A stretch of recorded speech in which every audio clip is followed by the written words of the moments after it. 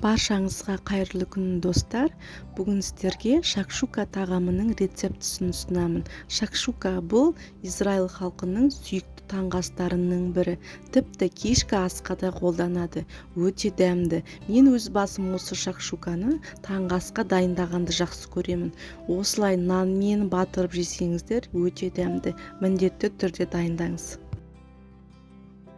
Шакшуканы дайындау үшін бізге күнбағыс майы, пияз, тәтті бұрыш, қызанақ, сарымсақ және де жұмыртқа қажет. Өз қалауларыңызша бұрыш, паприка, жебір салсаңыздар болады, өз қалауларыңыз. Ең алдымен табаға сұйық май құямыз, жақсылап қыздырамыз. Одан соң майдалап туралған пиязымызды саламыз. Кішкене сарғайғанша пиязымызды араластырып қуырамыз.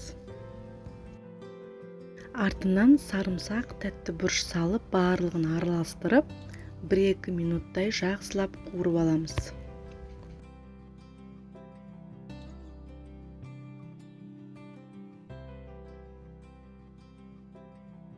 Үстінен майдалап туралған қызанағымыз саламыз, жақсылап араластырып, үстіне дәміне қарай томат пастасын, тұз, паприка, қара бұрыш, жебір салып араластырып, орташа отта 10 минуттай бұқтырамыз.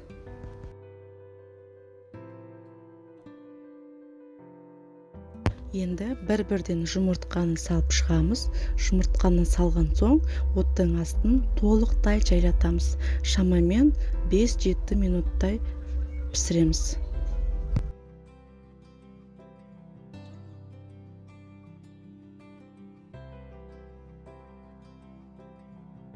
Неке піскен кезде осылай болып шығады.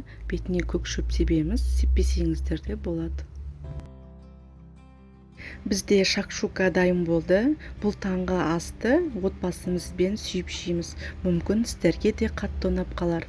Өзіңіздің отбасыңызға міндетті түрде дайындап беріңіз.